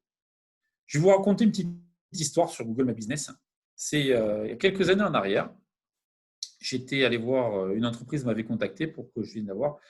Et elle était dans le service à la personne, plutôt sur les personnes âgées. Et elle me dit, je ne comprends pas, j'arrête, j'ai quand même 2 à 3 fois par semaine des appels pour du toilettage pour chiens. Il n'y a rien à voir. Et en creusant, en regardant, je me suis rendu compte que son compte Google My Business n'était pas utilisé et que Google l'avait indexé dans toilettage pour chiens. Et donc, son compte qui n'était pas utilisé lui générait du trafic sur une activité qui n'était pas la sienne. Donc, automatiquement, l'insatisfaction. C'est un outil très puissant qu'il faut savoir utiliser et surtout, pour l'instant, il est gratuit. Alors, il y a plein de choses qui se disent comme quoi il deviendra payant, mais pour l'instant, il est gratuit et il est très, très puissant. L'emailing. Là aussi, l'emailing, un outil très, très intéressant. L'emailing marketing, ça consiste à informer, fidéliser une base de contacts qualifiés, des clients ou des prospects, et ainsi essayer de générer des ventes en les incitant à visiter les pages spécifiques de votre site. L'emailing, aujourd'hui, c'est un super outil de fidélisation et pas d'acquisition. Aujourd'hui, si vous recevez un mail d'une personne que vous ne connaissez pas ou dont vous n'avez jamais entendu parler, on ne l'ouvre pas parce qu'on a trop peur que ce soit une arnaque ou un truc du genre. Tandis que si vous avez été en rapport avec la marque ou que vous la connaissez, vous êtes beaucoup plus enclin à l'ouvrir. Aujourd'hui, sur des taux de fidélisation d'emailing, on est entre 15 et 40% de taux d'ouverture en fonction de ce qu'on fait. Et l'emailing marketing permet de remplir 3 objectifs. Un objectif de notoriété, se faire connaître, ou expliquer un peu plus ce qu'on fait. Un objectif d'image, se positionner en tant qu'expert. Et enfin, de l'action, vendre vos produits et services. Cela permet d'envoyer facilement des emails à grande échelle. Mais surtout, n'oubliez pas de segmenter. Parce qu'aujourd'hui, tout le monde ne sera pas intéressé par votre offre. Donc, je vous conseille de plus en plus de segmenter. Peut-être envoyer à moins de personnes, mais plus ciblées. Et là, on arrive à des choses plus intéressantes en fonction des sujets et des gens qui répondent, qui sont beaucoup plus intéressés. Pour la petite histoire, c'est un produit qu'on a beaucoup utilisé, nous, pendant le confinement, où il fallait qu'on envoie des informations aux entreprises pour les aider à connaître les aides et ainsi de suite. Donc, on était dans une notion, finalement, d'image, de se positionner en tant qu'expert et donner des aides. Sachez que sur le Tarn, entre la période du 15 mars au 11 mai, on a envoyé aux entreprises en termes d'information près de 240 000 mails, avec un taux de désabonnement très très faible. Ça veut dire qu'on répondait bien aux objectifs et on avait des taux d'ouverture à près de 40%. Donc, quand c'est utilisé au bon moment, au bon endroit, sur la bonne cible, c'est un très très bon produit. Le SMS marketing. Alors ça, on en parle de plus en plus. C'est un outil qui semble intéressant. Ce côté d'envoyer des emails transactionnels, enfin des SMS transactionnels via le téléphone mobile. Ces messages sont généralement destinés à communiquer sur des offres limitées dans le temps, des alertes ou des notifications que les clients ont consenti à recevoir, sachant que ces temps-ci, il y a de plus en plus de spam, entre guillemets. Des gens qui vous envoient que vous connaissez des venants. Même si l'outil semble parfait pour communiquer en temps réel, il possède un taux de délivrabilité exceptionnel. C'est-à-dire qu'aujourd'hui, on est quasiment sur des taux d'ouverture à plus de 90%. Mais souvent, il est considéré comme invasif. C'est-à-dire que souvent, ça peut dire mais je n'ai pas envie de recevoir un SMS, pourquoi un SMS, pourquoi on me l'envoyer, et ainsi de suite. Et le plus gros inconvénient d'un point de vue marketing, c'est que le format est très très court. C'est 160 caractères en moyenne. Donc ça veut dire qu'on va à l'essentiel, qu'on n'est pas dans la formulation, ou alors qu'on veut les renvoyer derrière vers un site internet, vers une offre plus complète. Donc c'est un outil qui est intéressant, moi je trouve, dans le transactionnel. Vous avez fait une commande, on vous avertit par SMS qu'elle est prête. Ça me semble très, très, très, très pertinent. Je réponds juste à quelque chose que je vois là. On peut utiliser Messenger. Oui, mais du coup, Messenger ou WhatsApp, on est passé dans les réseaux sociaux plus que sur le SMS marketing. Du coup, on n'est plus dans cette catégorie-là que sur la partie SMS marketing, où là, effectivement, c'est beaucoup plus simple d'échanger. Donc là, c'est très bien sur du transactionnel, effectivement, sur des petits SMS, sur des votre commande est prête, ou plein de petites choses qui semblent intéressantes et qui, du coup, vont amener un plus dans la relation client et dans l'expérience client. Après, il y a un outil qui peut être très bien, qui est l'application mobile, donc, qui est un programme téléchargeable de façon gratuite ou payante et exécutable à partir d'un smartphone ou d'une tablette. Ce qu'il faut savoir, c'est que l'essentiel du temps passé sur les smartphones est consacré à des applications mobiles. L'application mobile, elle peut avoir des vocations commerciales, marketing ou publicitaires. Le petit bémol, c'est qu'il y a finalement les applications mobiles sont globalement peu téléchargées, hormis les blockbusters, Facebook et autres, mais c'est très difficile de faire télécharger une application mobile. Il faut avoir une campagne marketing très très forte derrière. Et en plus, ça reste des choses qui restent coûteuses. Donc, on s'adresse à un public cible sur lequel il y a un intérêt à télécharger votre application, mais il faut bien réfléchir à ça. Si vous partez sur une logique d'application mobile, ça veut dire que vous allez avoir un client captif qui va utiliser en permanence l'outil, ou souvent, mais ça veut dire que vous devez avoir un certain nombre de téléchargements pour qu'il soit efficace. Si vous avez fait une application mobile à 10 000 €, mais qu'il y a 3 personnes qui l'ont téléchargée, là, vous avez perdu votre pari. Donc, il faut vraiment réfléchir à un plan de communication en amont et vraiment réfléchir à l'utilité de l'application. Parce que souvent, on a fait des applications pour faire des applications, et ça, c'était une grosse erreur. Il faut que l'application soit utile et elle amène un service. Et à partir de là, elle rentre dans l'expérience client et elle amène quelque chose de bon. Et bien sûr, après, les campagnes publicitaires. Donc, c'est l'action, effectivement, de communication qui vise à promouvoir un produit ou un service en passant sur des supports de tiers. Donc, effectivement, on va retrouver des publicités sur des magazines ou de la PQR, donc la presse quotidienne régionale ou locale, c'est-à-dire Dépêche et ainsi de suite, de l'affichage urbain, donc sur du 4x3 par exemple, des sucettes, sur la radio, sur la télévision, sur Internet. Ça me fait penser je fais une tout petit rétro-pédalage sur la publicité par l'objet. Il y a aussi un objet publicitaire dont je n'ai pas parlé qui est très, très, très, très, très important et qui marche super bien. C'est la voiture. La voiture de l'entreprise est un objet publicitaire qui fonctionne très, très bien. Regardez les auto-écoles. Les auto-écoles, ça a été les premières à l'utiliser et aujourd'hui, elles utilisent très, très bien cette communication pour permettre à d'autres jeunes de les appeler parce qu'effectivement, ils ont vu le numéro de téléphone ou ils ont vu le nom et ainsi de suite. Voilà.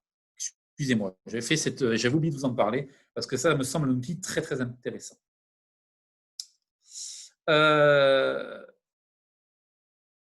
Donc, aujourd'hui, tous les supports sont intéressants. Ce qui est clair, par contre, c'est que le coût de la publicité sur Internet est moins cher pour l'instant que sur les autres médias et plus facilement mesurable. Parce qu'aujourd'hui, si vous mettez une publicité, peu importe le support que vous allez utiliser, n'oubliez jamais de mettre en place des critères de mesure pour juger l'efficacité de la publicité. Ou alors vous êtes dans la notoriété, vous balancez à tout va, mais ça a un coût. Ou alors vous êtes dans des notions de dire aujourd'hui, je veux qu'il y ait un retour. Et ce qui peut être intéressant, notamment, si vous faites sur de la publicité sur des supports différents, notamment, admettons que vous voulez amener de la vente ou un prospect, si vous voulez amener de la vente, par exemple, vous pouvez se dire, ben, tiens, je vais faire une pub papier, je vais faire une pub radio, et je vais faire des pubs sur Internet avec un code de réduction. Et en fait, pour mesurer celle qui a le mieux fonctionné, je vais mettre un code de réduction différent en fonction du support. Comme ça, je vais avoir un vrai retour de dire qu'est-ce que m'a amené le papier, qu'est-ce que m'a amené la radio et qu'est-ce que m'a amené Internet. Un des points sur la publicité qui est très intéressant, bon, vous avez Google AdWords qui propose la publicité, au coût au clic, c'est quelque chose qui peut être très cher rapidement en fonction des mots-clés, mais qui fonctionne très très bien. Mais il faut être bien accompagné parce que ça reste un outil difficile à utiliser pour qu'il soit efficace. Et après, il y a une autre publicité qui est assez intéressante, qui est la publicité via Facebook, sur lequel on va vraiment pouvoir travailler sur la segmentation de clients, sur l'âge et le sexe, mais aussi sur la géolocalisation. Et je reviens, si vous avez une logique de géolocalisation, vous pouvez faire des choses très très intéressantes et vraiment pas chères sur Facebook. Bien que aussi, vous pouvez faire des choses très, très intéressantes aussi sur Google en géolocalisation. Vous savez, aujourd'hui, il y a un marché très, très fort, notamment dans les métropoles, sur la pub Google AdWords, sur les serruriers, la nuit. Et les taux de clics sont à des coûts énormes parce que le marché est hyper juteux, hyper rentable. Donc là, voilà. Et vous allez me dire comment sont calculés ces taux de clics? Ben, c'est assez simple. Hein. C'est des notions d'enchères. Tous les taux de clics sont calculés aux enchères. Donc, ce n'est pas Google ni Facebook qui donnent le taux de clic. C'est l'émulation de la concurrence qui va générer un taux de clic. Si je vous prends, par exemple, sur Google le mot-clé foie gras, à aujourd'hui, foie gras, c'est un mot-clé qui ne vaut pas grand-chose, hormis au mois de novembre. Au mois de novembre, où on est sur une communication beaucoup plus forte et où on est sur un taux qui est au-delà de l'euro. 1 euro le clic. Donc, c'est intérêt à être rentable. Néanmoins, après, si on veut communiquer sur des lieux, la radio ou la PQR restent des choses très, très intéressantes aussi.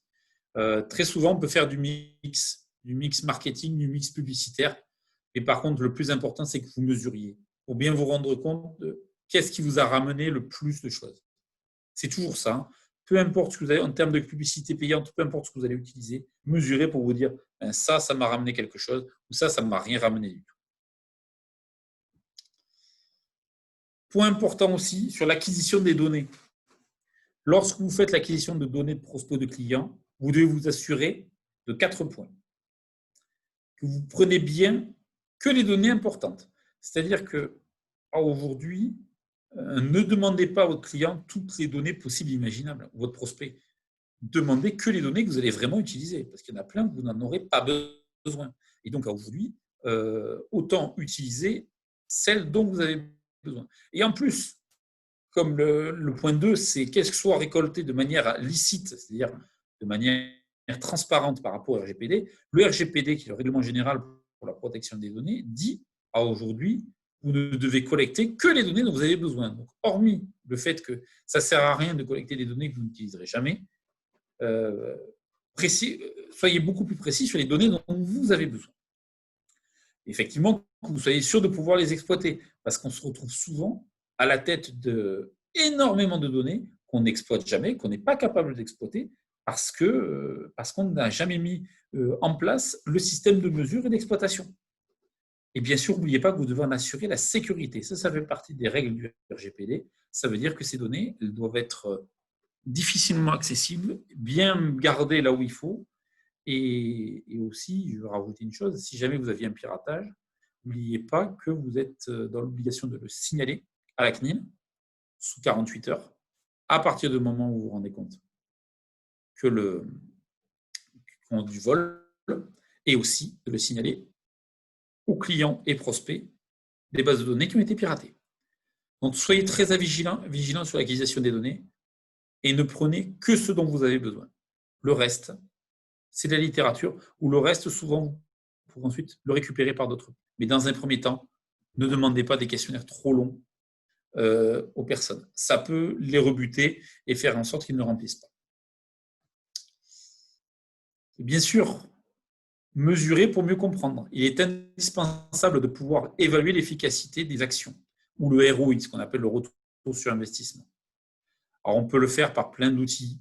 Aujourd'hui, sur Internet, sur beaucoup de médias, il y a un outil qui est pour l'instant gratuit, qui s'appelle Google Analytics, et qui vous permet de récupérer énormément d'informations et de croiser et de pouvoir mesurer la performance. Et souvent, la performance sur Internet, on va pouvoir la mesurer par le biais de ce qu'on appelle des indicateurs clés de performance, ce qu'on appelle des KPI, c'est-à-dire des indicateurs que vous allez suivre plus que les autres parce que c'est eux qui vont vous donner des informations sur la performance commerciale de votre action. On en arrive à l'étape 4 de notre projet et la fin donc presque de ce webinaire qui est les étapes clés pour mettre en place une stratégie efficace. 1, c'est comprendre sa clientèle et répondre à ses attentes. Ben oui, c'est assez logique. Aujourd'hui, si on n'est pas capable de comprendre ce que les gens veulent, eh bien, on n'est pas capable de créer une stratégie omnicanal, on n'est pas capable de répondre aux attentes clients et on va dans le mur. 2, n'oubliez jamais que le consommateur, l'utilisateur, il doit être au centre de votre utilisation. Ne l'oubliez jamais. C'est au centre de votre préoccupation et tout doit tourner autour de lui. Si ce n'est pas centré utilisateur, ça ne marchera pas. Si vous faites plaisir sur un produit, ça ne marchera pas. 3, effectivement, c'est utiliser les canaux de communication appropriés. Là, je vous en ai présenté plein.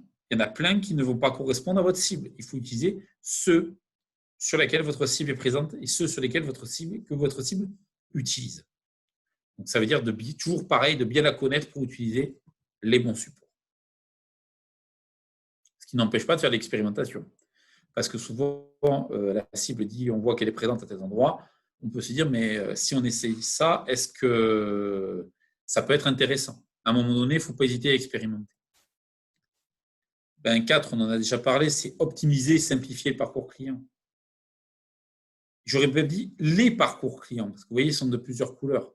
On pourrait estimer aujourd'hui qu'on peut avoir plusieurs parcours clients et qui doivent être simples, et qu'il ne faut pas se poser de questions existentielles et aller le plus rapidement possible avec le moins d'étapes au final. Rappelez-vous ce qu'on disait tout à l'heure, aujourd'hui, les gens, ils attendent 3 clics pour arriver à l'information qui les intéresse, maximum. Point qui vous paraît bizarre, mais très important, c'est parler d'une seule voix et coordonner les messages. Aujourd'hui, vous ne pouvez pas avoir des informations ou un ton différent en fonction de vos supports. C'est-à-dire entre la communication papier, la communication web, la communication sur les réseaux sociaux, la communication emailing, il faut que ce soit cohérent et que les messages soient coordonnés pour que les gens se rendent compte qu'il y a une vraie unité de communication et pas simplement se dire « ah ben ouais, là, c'est pas grave, d'un côté, je dis un truc que je ne dis pas de l'autre, et ainsi de suite. » Donc, il faut de la cohérence et de la coordination. Soyez très vigilants à ça. Et bien sûr, on n'a pas arrêté d'en parler, c'est de travailler une expérience client unique. Il faut que ce soit quelque chose qu'on ne retrouve pas ailleurs, tout simplement. Un service qu'on ne retrouve pas ailleurs et qui donne envie aux gens de revenir. 7, effectivement, privilégier les relations durables. On revient sur la notion de fidélisation. C'est qu'aujourd'hui, vous allez vous embêter à acquérir un client. Faites bien attention de bien travailler la fidélisation derrière. Vous ne vous retrouvez pas dans une démarche où vous avez fait tout le travail d'acquisition pour finalement presque de le donner à un autre à court terme. Capitalisez sur vos clients fidèles. Capitalisez sur les clients que vous avez déjà. 8, toujours mesurer et s'améliorer. Ça va avec. Je mesure, j'analyse, je tire des conclusions, je modifie. Donc, partez toujours du principe que votre communication n'est jamais figée, qu'elle n'est jamais figée, qu'il faut toujours chercher à s'améliorer et chercher à améliorer les choses. N'oubliez pas que c'est un projet d'entreprise. Ça veut dire que, comme on l'a dit tout à l'heure, tous les salariés de l'entreprise sont partie d'expérience client. Donc, ils font tous plus ou moins partie de la communication. Ça veut dire qu'aussi, il faut faire en sorte qu'ils adhèrent à cette communication, qu'ils en soient partie prenante et qu'ils ne la subissent pas, mais au contraire, qu'ils en soient acteurs et presque de les transformer, vos salariés, en canal de communication et finalement le meilleur canal de communication de votre entreprise. En conclusion, et je pense que j'étais très bon parce qu'on est dans le timing, mettre en place une stratégie de communication omnicanal semble de plus en plus pertinente pour les entreprises. Qu'on soit sur un modèle à destination du grand public ou de problèmes professionnels.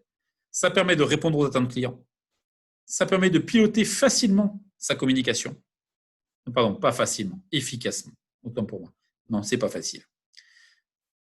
Ça oblige certaines entreprises à mettre en œuvre leur transformation digitale. Et surtout, c'est le côté que je trouve le plus intéressant, on amène de l'agilité dans le fonctionnement de l'entreprise. Parce qu'on comme on est sur un schéma d'amélioration, de beaucoup d'amélioration, on est sur quelque chose qui fait que l'entreprise ne reste pas sur ses acquis et continue à évoluer et à faire évoluer son parcours. Voilà, si vous avez des projets, si vous voulez discuter avec moi de cette démarche-là, de transformation digitale, vous avez mes coordonnées. Allez, maintenant, je suis à vous pour les questions-réponses, si vous en aviez. Donc, je vous écoute. Alors, je regarde un petit peu. Je vois une première question qui est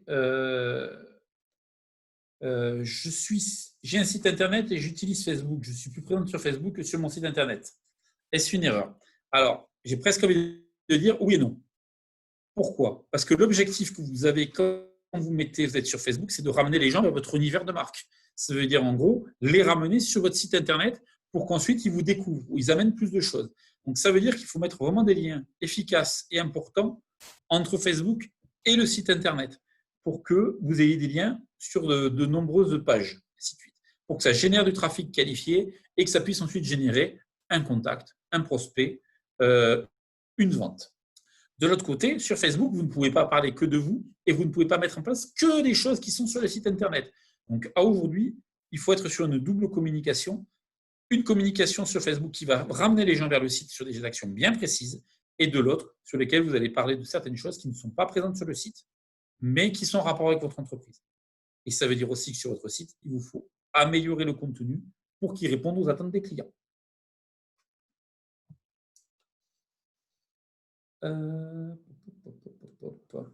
Ensuite, effectivement, comment répondre aux attentes d'une clientèle quand on n'en a pas encore? Et bien aujourd'hui, c'est là qu'on va rentrer sur de l'analyse. Ça veut dire qu'il va falloir qu'on réfléchisse à ses clients, qu'on essaie de voir où est-ce qu'ils sont, qu'est-ce qu'ils font, comment ils se comportent. Et ça veut dire aussi qu'on va devoir segmenter, parce que si on n'a pas de clients, on a quand même une idée de qui on vient chercher. Et si on vient chercher des gens en particulier, il va falloir s'attarder sur quelles sont leurs attentes, où ils se trouvent et comment je peux les contacter. Je réfléchis. On n'est pas encore posé beaucoup de questions. Ou alors j'ai été super clair, a priori. Ah, si ça arrive. Pas de questions pour moi, c'était très clair. Donc, bien, des questions.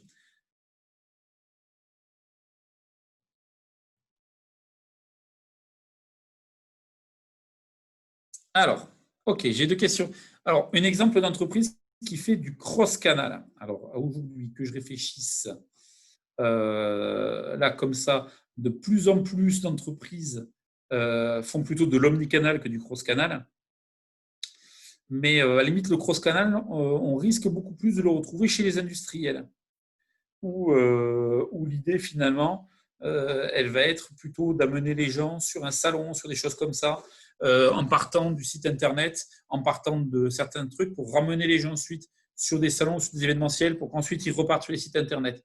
C'est pas aujourd'hui la stratégie qui est automatiquement la plus utilisée. On est plutôt sur du multicanal ou de l'omnicanal. Le cross-canal, comme étant l'étape intermédiaire, elle est un peu moins utilisée. Et après, sur la partie emailing, effectivement, sur les taux d'ouverture, on se rend compte qu'effectivement, sur une cible très qualifiée, on peut facilement monter à, donc, comme je disais, un taux d'ouverture du mail de l'ordre de 40%.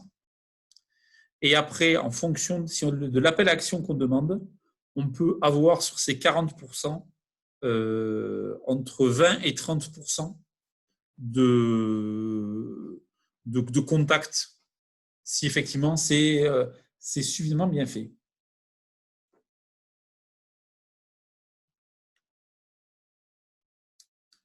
Alors, très bonne question. Comment créer un nouveau parcours client basé sur le numérique tout en intégrant des agents commerciaux qui apportent les 2 tiers du CA? Ça, c'est beaucoup finalement de réflexions qu'ont eu les franchisés. Parce qu'ils se sont dit, mince, je mets un canal de vente sur Internet en place. Et de l'autre côté, les franchisés disaient, attends, moi j'ai ma zone de chalandise, c'est du client. C'est du client qui, pour moi, il aurait dû venir en magasin et il part sur le site Internet. Donc, de plus en plus, ils ont réfléchi, notamment une enseigne comme Éric Jardin, à dire, aujourd'hui, automatiquement, en fonction de là où ça vient, il y a une rétrocession, même s'il est venu naturellement, il y a une rétrocession du chiffre d'affaires généré à la franchise. Donc, en fait, il faut réfléchir au fait de se dire que finalement, les franchisés ou les commerciaux ne doivent pas avoir peur du canal Internet, parce que quoi qu'il arrive, ça leur ramènera quelque chose. Ou ça leur ramènera un leads aussi, parce que pour certains commerciaux, il faut aussi leur dire, plus on reviendra là-dessus, plus finalement ça générera du leads et je pourrai vous le renvoyer et après, ça sera à vous de finalement finir la vente. Ou effectivement de dire, même si c'est une vente qui est sur votre secteur, vous serez commissionné dessus. Il faut réfléchir à des modèles gagnant-gagnant. Si on est sur du gagnant-gagnant, il n'y a pas de problème, ça marchera.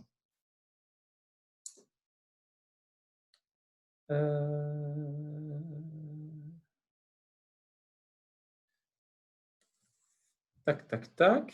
Bon, on dirait que vous n'avez plus trop de questions ou j'ai été suffisamment clair.